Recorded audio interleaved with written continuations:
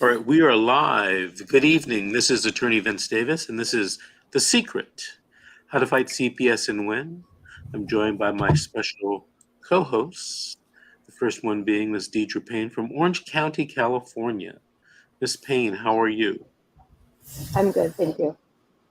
Good. A little reserved tonight, huh? Yeah, had a long day. Very good.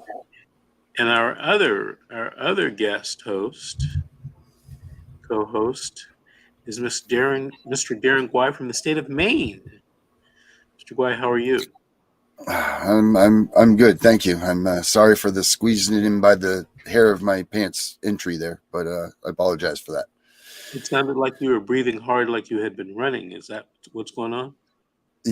Yeah, have you ever seen? You've seen the movie The Anchorman, right? No. Oh well, then never mind. It was definitely reflective of that. I gotta get to the news, and I was running and knocking things over and trying to run through miles. I was literally running up hills. My bike had broken. The throttle cable on my bike went, so I was running uphill both ways. And it reminds me of It was Pee Wee terrible. Herman. So, but I'm here. I made it. That's my commitment to you, Mr. Davis. My commitment to you. Oh, I needed that laugh, Darren. Thank you. Thank you very much. And we have a special guest host tonight, Ms. Erin Carranza. Erin is the founder of the Transformation Through Reunification. Erin, how are you? I'm well, thank you. Busy, but good. Erin's coming to us from where? San Bernardino County, California? San Bernardino County. Okay. Now, I want to tell you something, Mr. Guay. Do you see the background that Miss? Oh, Lord have mercy. I thought it was. It's Do you see the infinite background. Do you know? You're lucky I'm here. You're lucky I'm here. Do you see the light at the bottom right? I do, and it's annoying me very much. Oh, I thought you were talking about me. It's not me for once. Right? Is there somebody talking? I don't know. I was just more or less waiting for Miss Carranza to say something. I love this lady. She's so great what she does. I painted that. Did you really? Yeah, it's one of them. You? Yeah. While I was going through dependency court, I had to find an outlet, and I encourage all of my clients to find an outlet. So I painted a painting on average 1 to 2 a day, 1 or 2 a day. And I have a storage facility that has over 700 paintings. And a part of my charity, we auction off my artwork and my daughter's artwork, and it goes to retainers for private attorneys for families. Yeah, see, that's what I was going to do. Same thing. That are being screwed over. Yeah. So yeah, this is one of mine. Paintings. Are you a painter? Are you a painter, Darren? So I used to be, and I used to be a really good one. And then when they took Nina from us, I stopped. That was the last time. I have a rock in here. I did a huge rock with a family portrait on it. And that was the last time I painted. That was it, because that was one of her and I's things every night. So I haven't painted since. But I started painting that mirror that you saw yesterday. You know, when you said I was in a different place. And it's not like getting off on a bike. I'll tell you that. It doesn't just come right back to you. Deidre, do you paint at all? No, I unfortunately don't have that artistic ability. I never painted until they took my daughter away. Never. And I have come across a very huge, and when I say huge, I'd have to show you sometime, but let's just say collection / city / I don't know what you want to call it, of Legos, because of my children, that I still do therapeutically with them not, being able to be a part of it, but I still enjoy that so much because of the joy that it brought me when I did it with them. So I guess that's my kind of outlet as far as that goes. Now we have. What about you, Mr. Davis? Are you an artiste? Not at all. And without further ado, that's not true. You should see him in the courtroom. It's like watching Picasso. That's art. Yeah. That's the thing I've been asking. Because I got the stuff. Well, not I got it, but for Mr. Okorocho, and he has awesome excerpts of him, just hammering that courtroom. It's amazing. And I would be willing to bet that Mr. Davis could at least, if not school him, at least come in on a nice even playing field. So I feel like he's got a tiger inside of that face of his. Well, I We'll appreciate never that. be able to see it. Hey, you guys, before the show ends, let's get to our special guest tonight. Yes. All the way from Pennsylvania, Dave and Paige, is it Blyler? Correct. Yep. Good evening, folks. How are you? Good, thank you. Good. Now, how are you guys related? He is my father. Okay. And Paige, how old are you? I am 25 years old. Okay. Dave, why don't you tell me why you guys are on this evening and what's your happening with you and CPS in Pennsylvania? It started with CPS and then it transformed into Adult Protective Services. Paige does have epilepsy and started her last year in high school. The school found out that Paige was taking CBD oil for her seizures. It was working. It was good.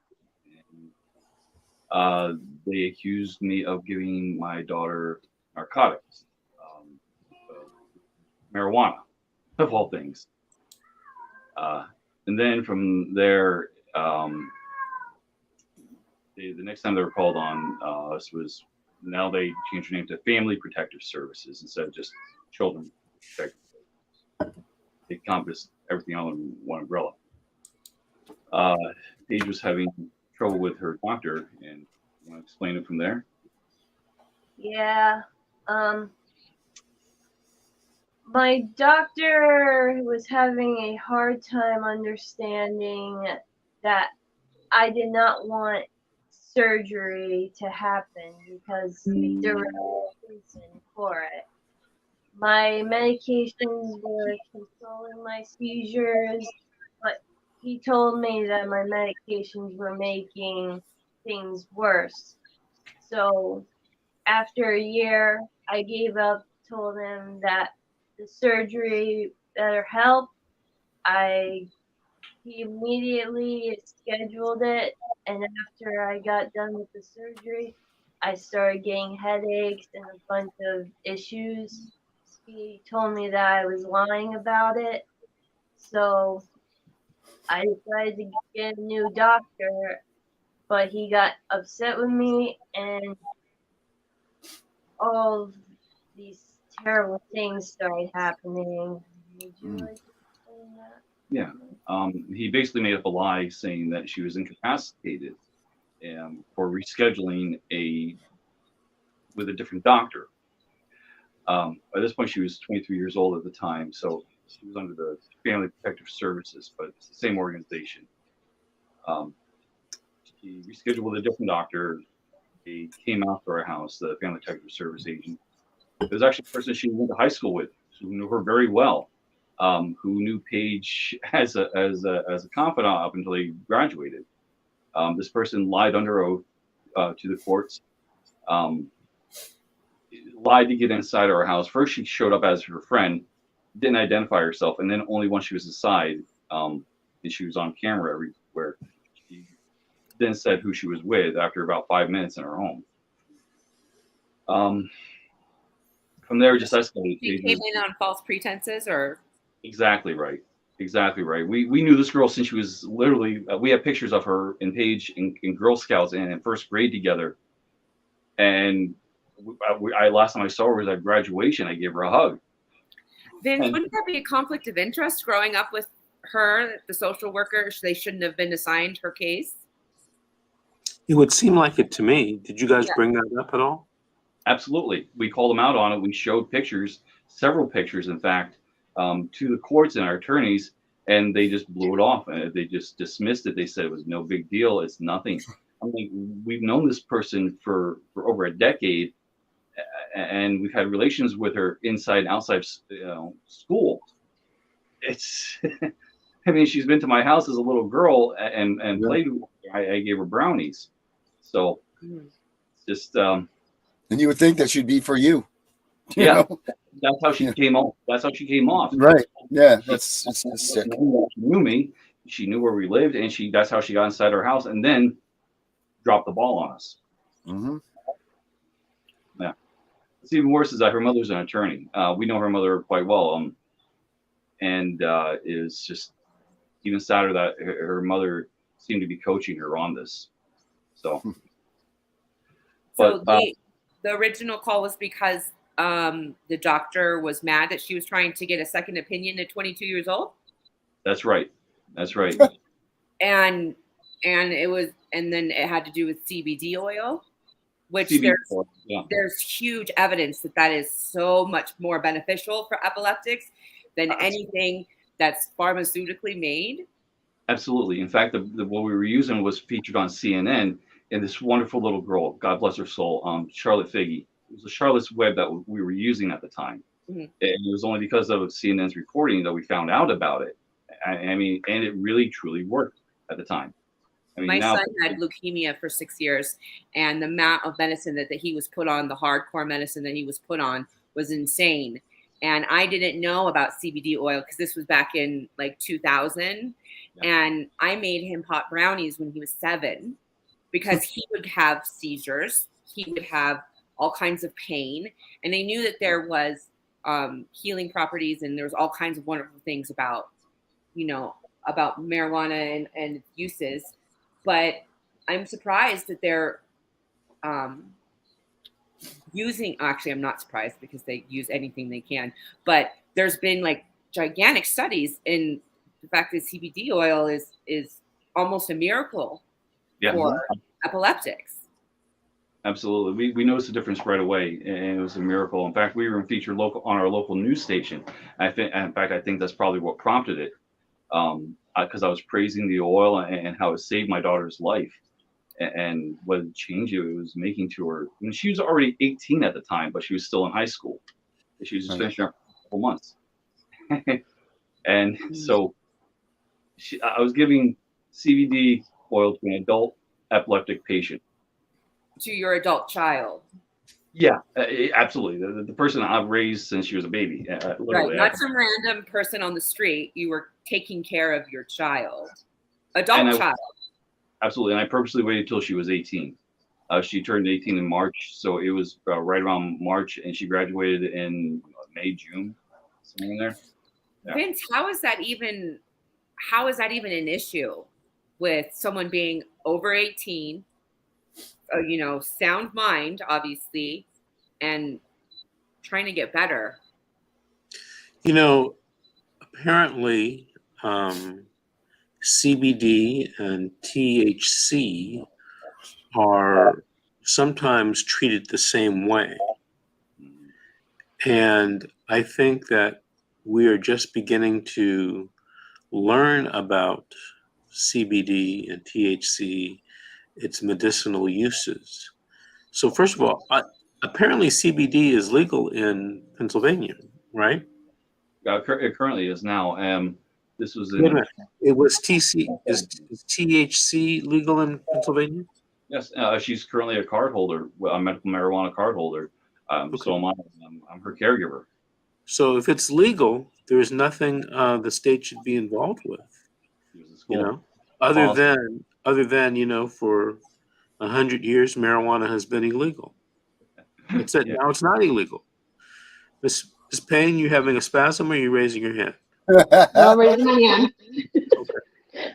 I was just curious, what was the surgery that they so importantly wanted to pressure you into getting?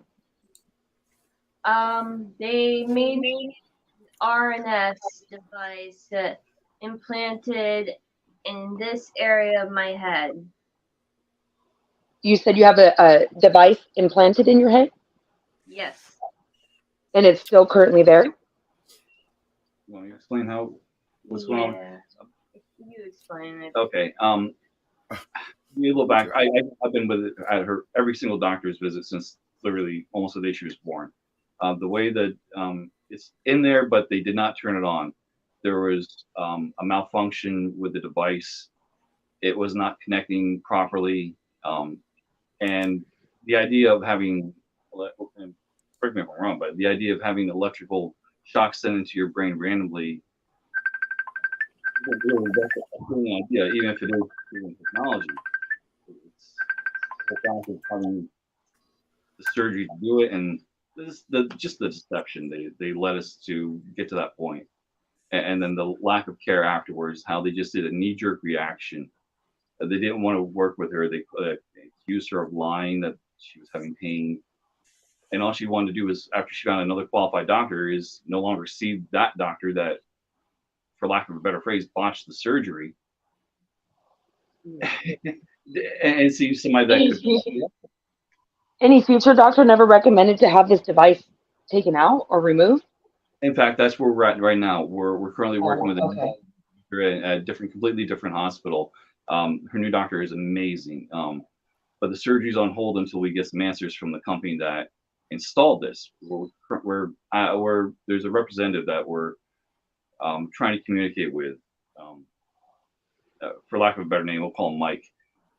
And Mike is texting us back and forth. He's also California time, so it's a little awkward. But we're trying to get some answers from him. We just want to figure out, first of all, do they follow their own rules within the program, their physician's recommendations? It seems like they don't follow their own rules when implanting these things in. These devices have a whole infrastructure that the patients, at least we had no idea about, that you need to financially support on your own. The day of the surgery, I was in the waiting room. The technician, he comes out in a rush. He throws a laptop at me and a manual the size of an old phone book, and says, "Here," he starts rambling all his computer jargon at me, which I have no idea. It's not my nomenclature. And he says, "I have to catch my flight." He's more worried about his flight than taking literally 30 seconds to explain why you're dropping all this technical computer manual and saying, "I need to have all these certain connections and whatnot." He just blindsided me. The surgeon was even faster. He was in and out. I barely got to say his name before he said he had something more important to do or whatever. I understand he's a surgeon, yeah, but you just spent the last 6, 7, 8 hours doing brain surgery on my kid when you said it was only going to be a 30-minute process. Now here it is 8 hours later and you're still doing the surgery. Why did it take so long? Did they tell you? No, they said they were running into complications, and that was it. The nurse came out one time. It was just that quick of a conversation. She was with complications, and then I was sitting there blindsided with just the people in the other waiting room with the waiting on their children and family, loved ones to have their surgery. I'm bawling my eyes out. I'm not getting answers. We're flagging out any random person that walks by, and when we go up to approach the nurse's station, they won't give us an answer. They said, "Go back to the waiting room. Go back to the waiting room." It was literally hell on earth the entire time. And then when I got to see her, her head was all mangled. Her head was, instead of having a tiny little scar like this, she had it looked like a jigsaw puzzle was taken to her head. We took pictures of it immediately afterwards. And then it just gets worse from there. She started having complications. No one was communicating with us. We were telling doctors, and they were just calling her a liar. So we, the day she finally, Children Youth came out to our house, or I'm sorry, Family Protection, FPS came out to our house. It was the second time they came back. Elena came back. I'm sorry, whatever her name is. The protective worker came back with a police officer. He had his hand on the taser coming into our door. We recorded it. We told him we were live streaming on YouTube and that we were recording everywhere. We had green cameras. The third time they came back, it was a supervisor there, and there was a whole barrage of police. They had our intersection shut down for over 2 hours. They had ambulances there. They had 4 or 5 police cars. Their hands were on their guns. We recorded all this, and we have the videos on YouTube. And we're telling them, all we did was reschedule an appointment. There's no reason for this armed response to come and rip her out of her home. So eventually they rip her out. They put her they arrest her. Now, by definition, she was arrested, to be held back and put in custody. They arrested her. Hey, you want to pick it up from when they got you How into the long after surgery did they do that? a week? What? Yeah, Yeah. all within a 7 or 8 day period. You're What was barely the, recovered. what was the charge? Yeah. The doctor opined. His opinion was that Paige was not taking care of herself. She was being seen by the nurses twice a day. She was under constant supervision. I'm a helicopter dad. She's my baby girl. And I go out of my way to protect her. She's my world. And the moment she needs anything, literally drop of a hat, Dad is. I'm here for her. There's never been. She has zero mental health history. None of us have any mental health history aside from anxiety. So if she's a week out of surgery, how is she out of brain surgery? How is she expected to be fully capable of taking care of herself? I mean, that's why they send a nurse, correct? And then be arrested after brain surgery. Yeah, 8 days after brain surgery, or about a week, or about, like I said, just a week or so after, and it's just spiraled out there. So from when you got to the hospital, this is really, if it isn't bad enough, it gets a lot worse from here. Paige, you want to pick it up from when you got to the ER? Oh boy. It's a little bit graphic, but we'll keep it clean. When I got to the ER, the doctors and nurses and police officers wouldn't answer me why I was there. I was scared and wanting to understand why I was going through this.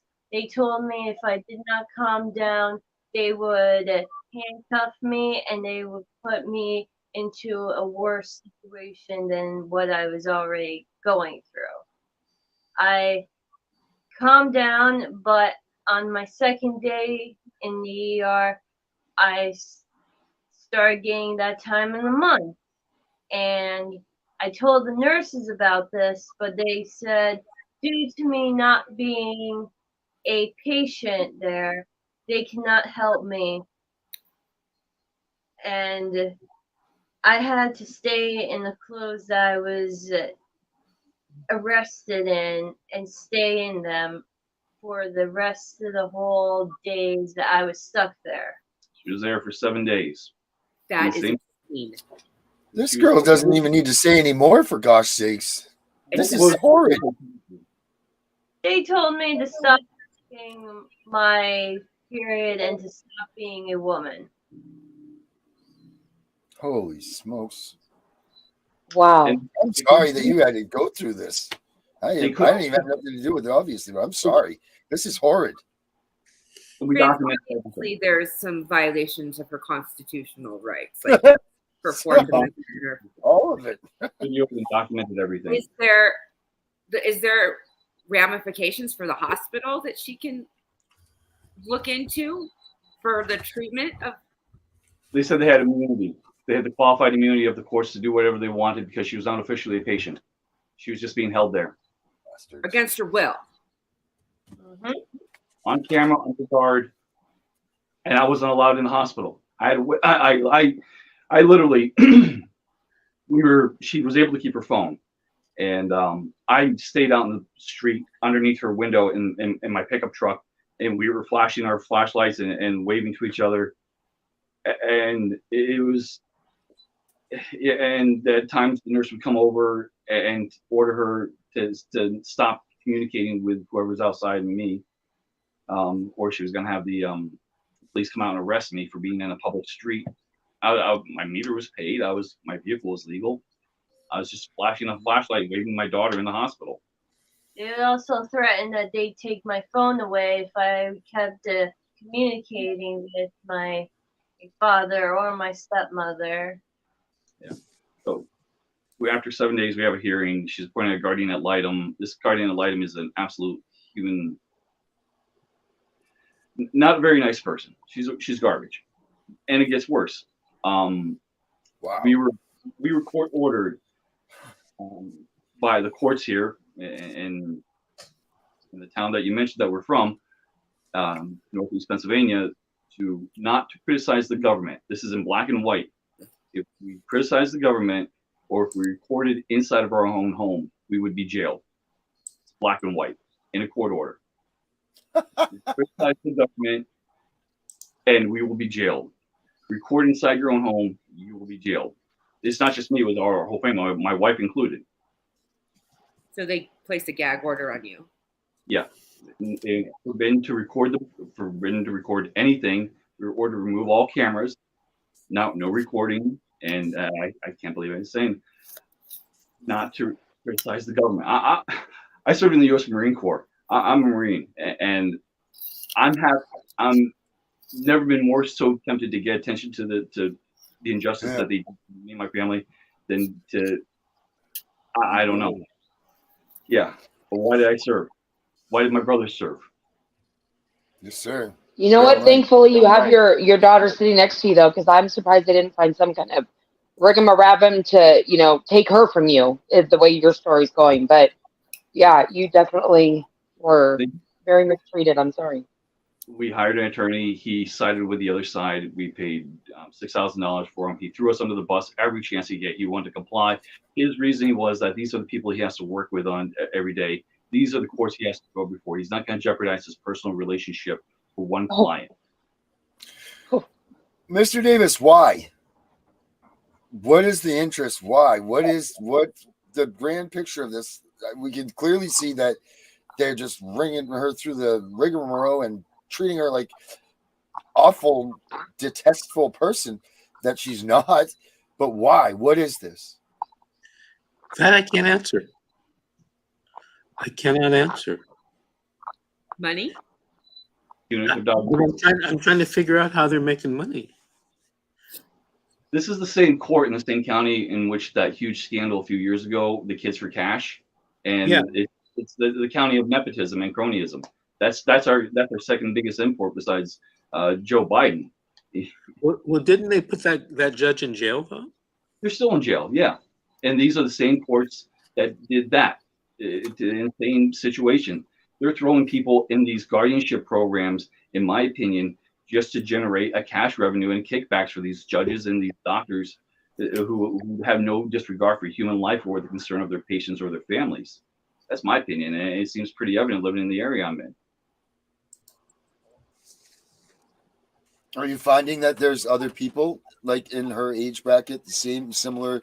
So you guys have relevant situations going on there then? It's not the exact extreme situation we're in, but a similar situation where they're throwing their weight around. They're using that as a leverage tool to get whatever they want, to comply and pay them money. It's extortion. Wow. Hey, I got a question for you, Dave.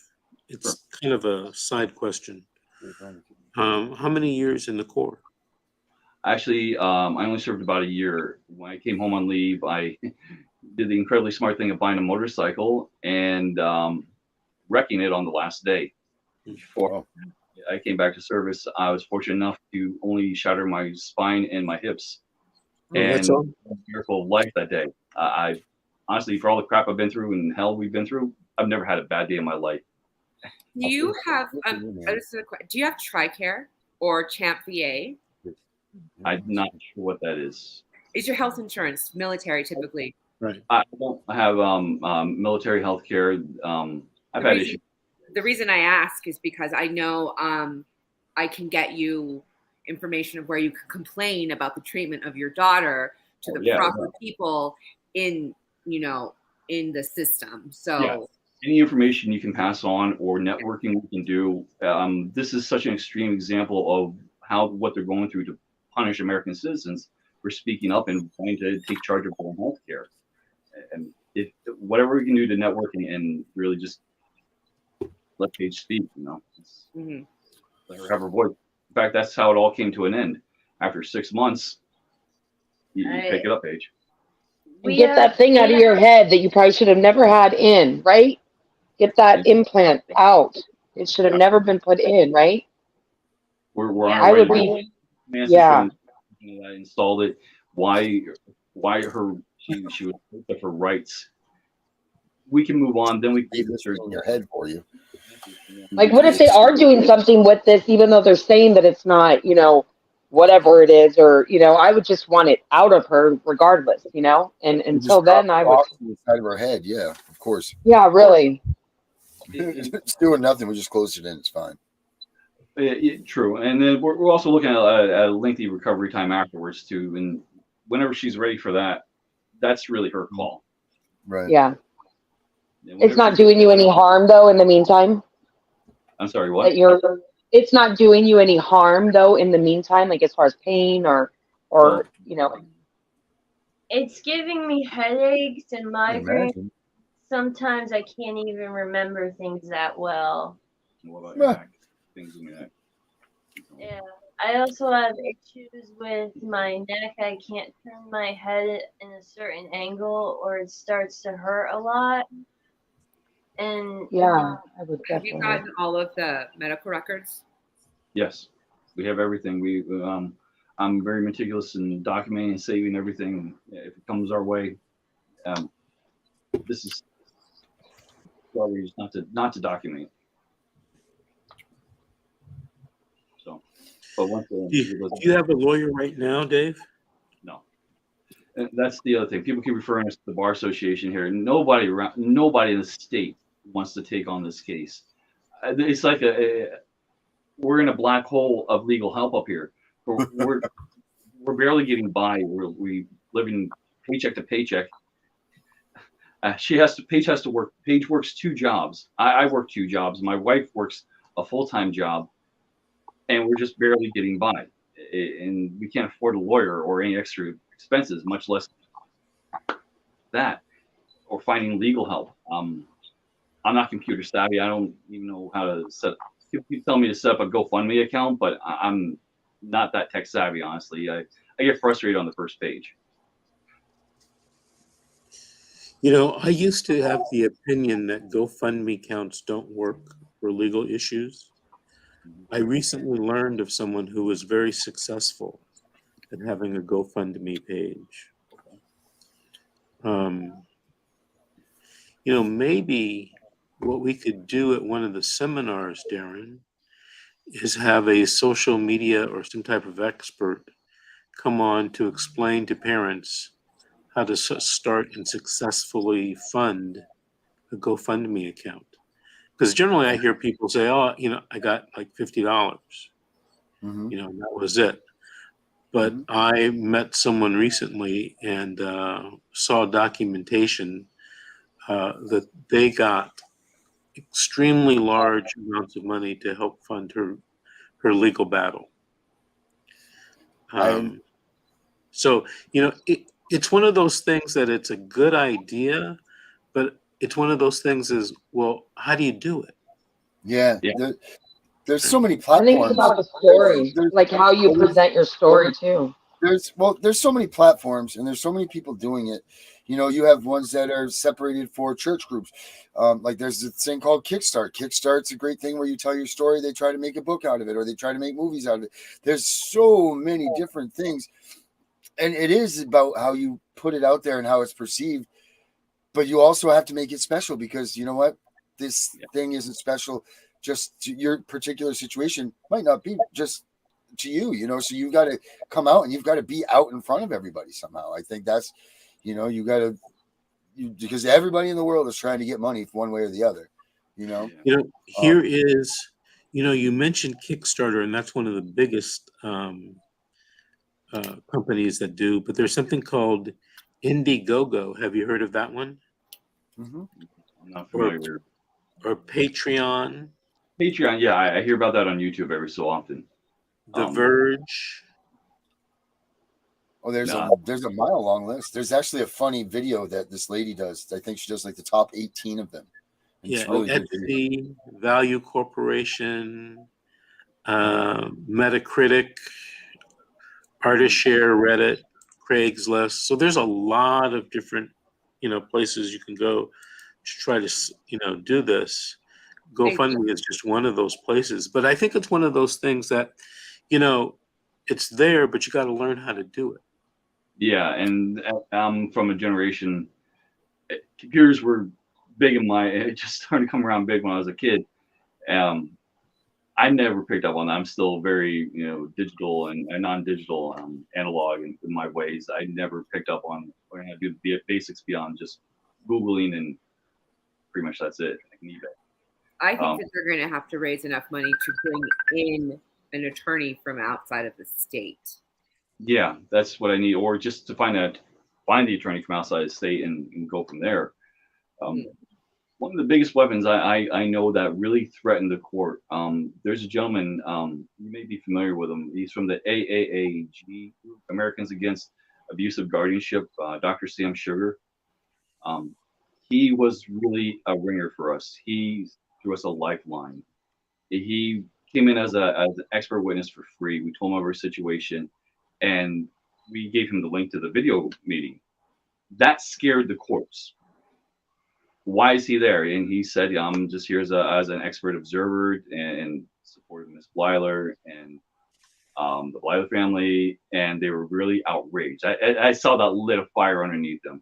And knowing that they were being every chance that we were getting, we were going to put them on YouTube, we were going to put them on Facebook, we were going to expose them.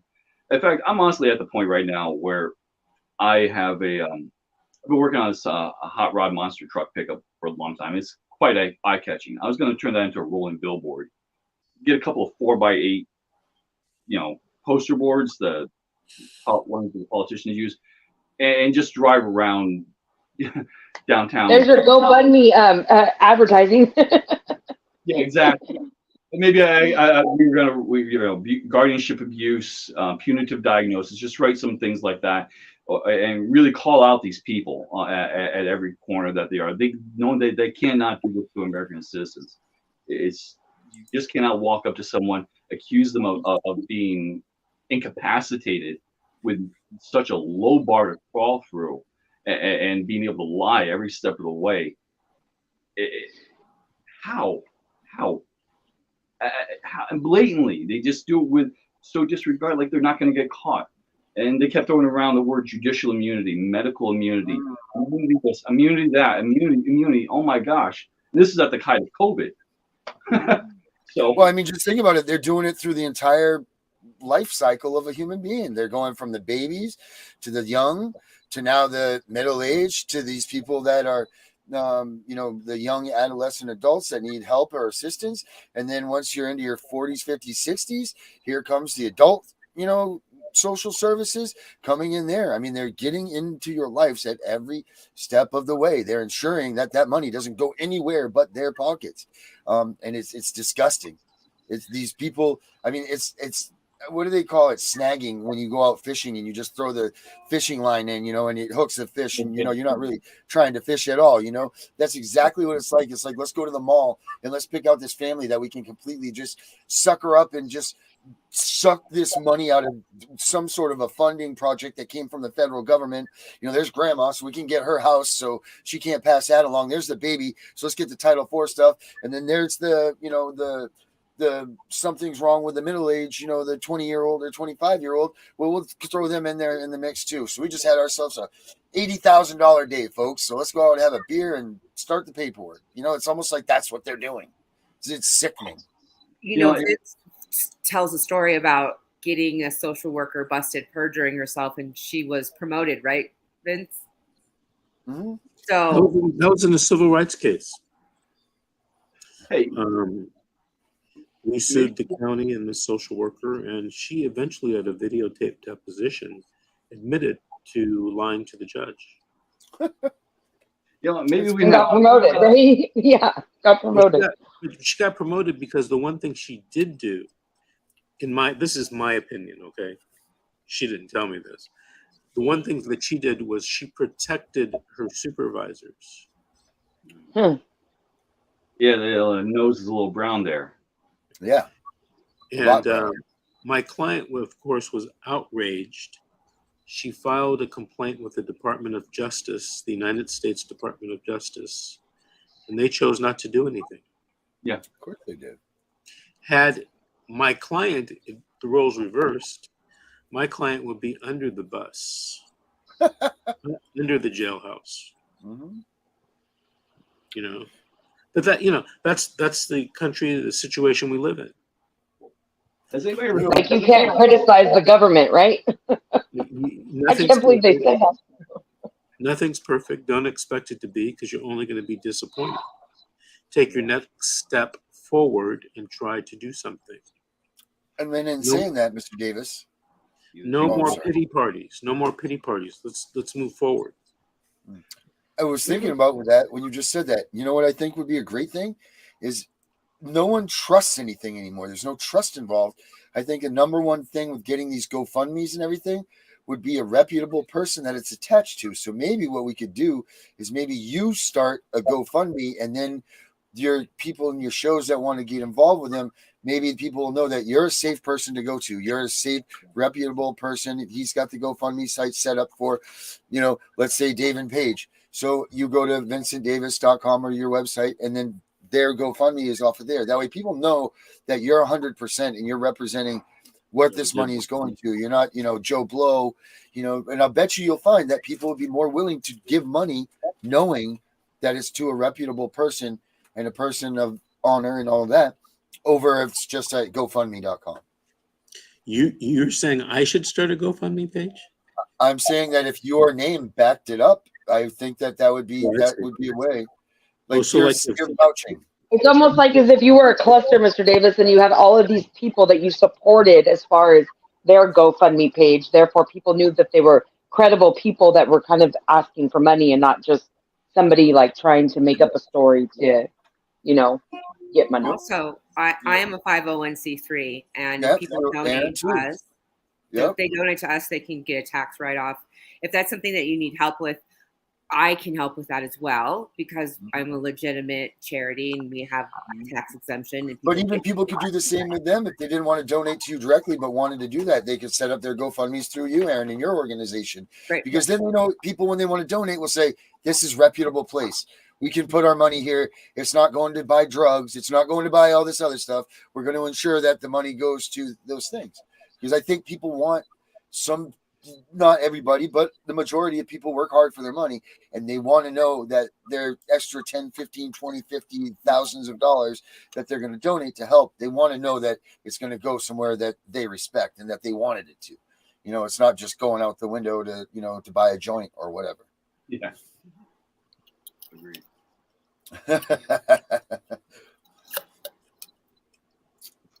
Has anyone ever thought about maybe turning this whole guardianship against the people that they're abusing?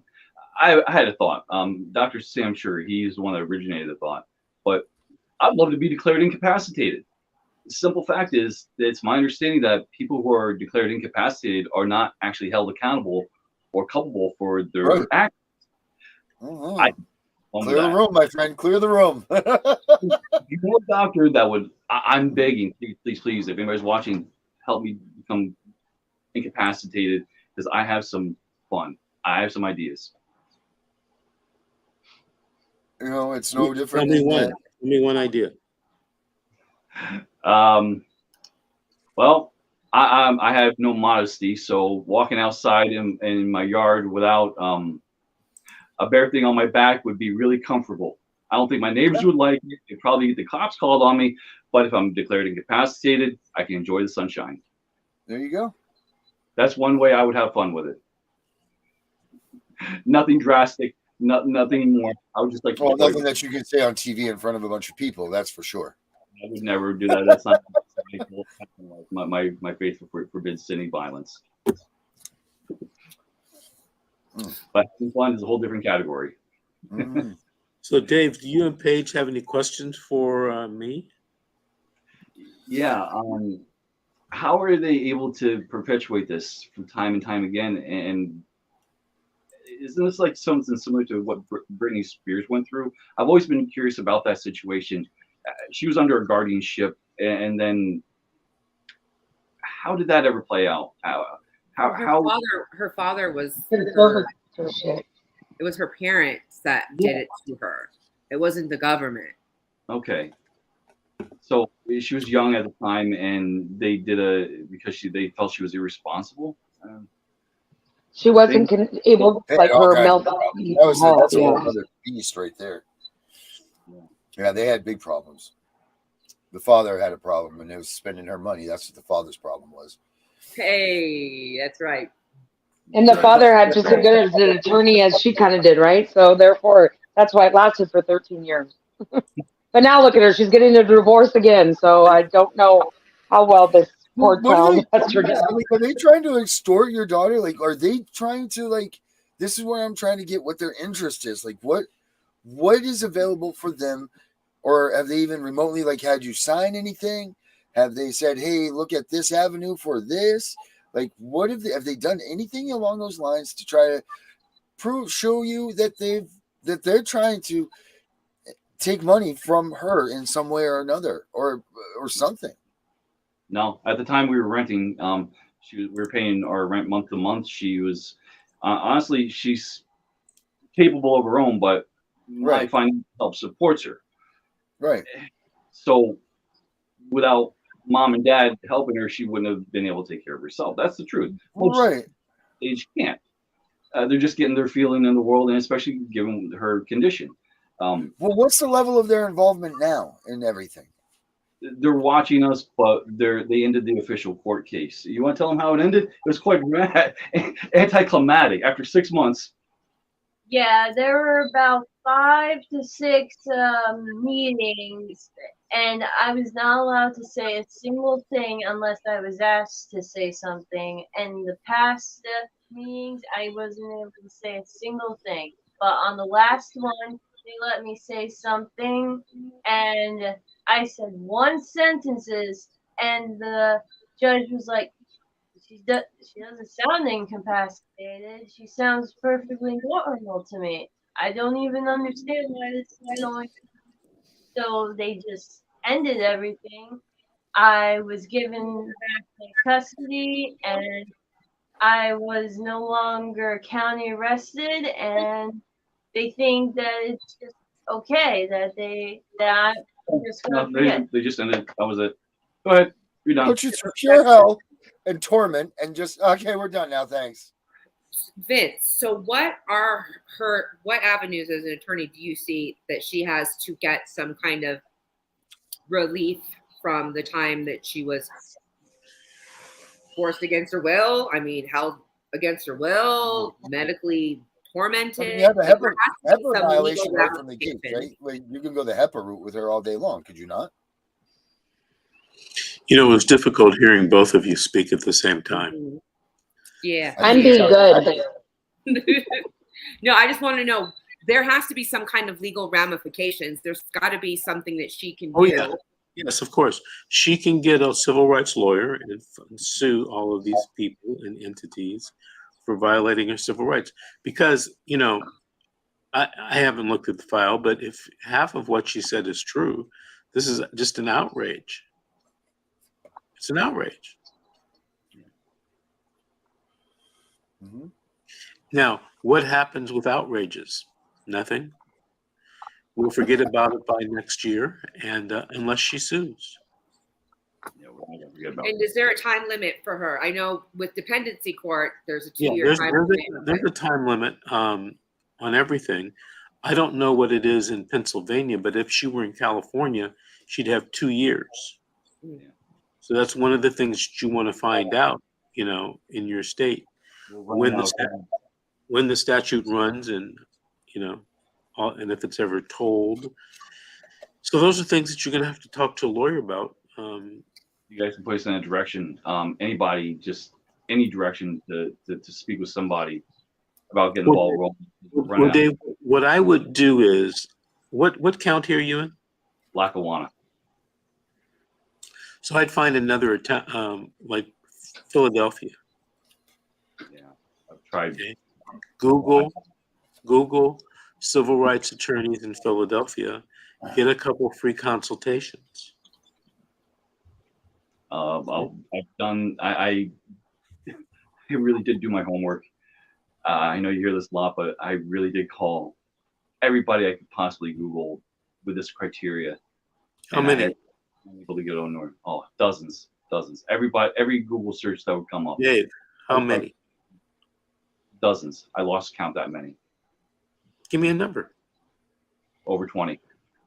Okay. Oh, that's not the magic number. That's not 25. You No, haven't it's been 50. I thought it was 50. you haven't been watching my videos, Dave. I, My videos say, Dave, my videos Lie, say right. that you haven't even started until you got 50 hours. 50. Yep. 50. You got it. And 50. by the way, Dave, that's not a joke. No, I'm absolutely believe you. And what is there a way to set up to approach an attorney? This If- story right here, your Well, YouTube story tonight. You can replay this to anybody. This story tonight is your story. This can be replayed as much as you want. You could say, hey, go on and watch my show on this, platform on this evening. Right, Mr. Davis? Absolutely great. I will definitely use this as a tool. You might want to try to contact Sean McMullen. I know he is taking on new clients right now. He's taking on new cases. He's here in California, but he might know somebody in your area. He does civil rights cases. But yeah, if you haven't, you have to call. I called before I found Mr. Davis. I called 30 different attorneys. Wow. And nobody wanted to touch my case until I found Mr. Davis. And Cynthia called 50 before I found somebody to take her case. So, I mean, literally, you just go down the phone book and you find somebody. Dave, you ever do sales? Yeah, I actually worked at college. I was an enrollment advisor and guidance counselor. And So you know that numbers are everything, right? yeah. So This is a sales job, Dave. You got to make your pitch and you got to sell it to some attorney. Is there any advice on any points I should work on? I know I'm a bit cathartic when I speak, and I tend to ramble a little bit. Yeah, there is. Let me tell you what I would do. I would either make a video and have it edited of the story, just like Aaron just said, or I would type it out, or I would do both. Okay. Okay. We do have some videos on And YouTube. then you can send people the link to the video and to the typed out version and say, here's our story. We're looking for an attorney. Okay. Can we meet? Can we talk? I might get somebody after tonight. Streamline. That sounds like it's streamlined everything a lot faster. You only have to do it one time. Yeah. Makes a lot of fun. You could literally send it to every attorney in the country. I'd love to do that. Just anything to get a response. It's just that, emails are, free. Yeah. I'm still on that. Okay. It takes a lot of work. Unfortunately, it takes a lot of work, but you will find somebody. I hope so. Alrighty, Dave and Paige, thank you for being on the show tonight, sharing your story. We hope that you are able to find someone that is able to help you. And once you keep in touch, I'm going to have Grace contact you, Dave, because we need an ex-Marine on our team, a state captain on our team. Okay. Family Protective Services, they've awakened a sleeping giant. They filled me with a terrible resolve. That's for certain. Right. Same here. All right, Dave, Semper Fi. We'll be in touch. Yeah, bud. Hoorah. Hoorah. Okay, before we end tonight, anybody have any comments or questions? I'll start with Miss Payne. Go ahead. Comments or questions, Miss Payne? No, Okay. not tonight. Ms. Carranza, any comments or I am questions? outraged for that poor girl. The fact that they held her against her will, arrested her 8 days after brain surgery, and then when she gets her monthly bill, they let her sit in it and don't clean her up and don't take care of her. It is outrageous and barbaric. Mm-hmm. And I always think, okay, I can't hear any worse. Like I had a TPR hearing today, and I'm thinking, okay, this can't get any worse, and it always does. It always gets worse. I don't have the words for how ashamed I am for them. Like there's no common courtesy, no decency. She just had brain surgery and you're holding her in a hospital, but you're not taking care of her. But your chief complaint is that she's not taking care of herself. It blows my mind. And every single time I talk to somebody, it always does. I always think, okay, it can't get any worse. Nothing's going to shock me. And it always does. It always does. And you know, until those who are unaffected are as outraged as those who are affected, we are not going to have change. 100%. Absolutely correct. All right, Mr. Guai, anything you want to say? Any comments or questions before we sign off? Yeah, for this? I do. Let's say we got 2 more weeks left in this month, and then we got September. So what I'm going to say is this: is team captains that are around, you need to start reeling in and getting your state senators, your governors list together, because we're starting to really get ticking on time here. So to start this adventure, let's have, put that together in a list like format, and maybe get those submitted into Mr. Davis so that he can see, the progress of what's going on here. And also, if you guys have started to collect on your seeking others to be your next 5 or your captains of your captains, captain, captain. If you got your captains further down the list, let's get those in. That way Mr. Davis can take a glimmer of what's going on here, so we can make these moves and make them work good. That's what I got to say, Mr. D. All right, folks. Well, thank you everyone for joining me tonight. We are on tomorrow morning at 9 a.m. Yes, weekend, baby. Woo! Pacific Standard Time. So I hope to see you guys tomorrow at 9 a.m. You okay, Deidre? Deidre, you okay? I just have to laugh at Darren, good old Darren. Hey, if I can make one person laugh and save their life, my day's been worth every minute of it. Alrighty, folks. Good night, and we'll see everyone tomorrow morning at 9 a.m. Good night, America. Bye-bye. Good night.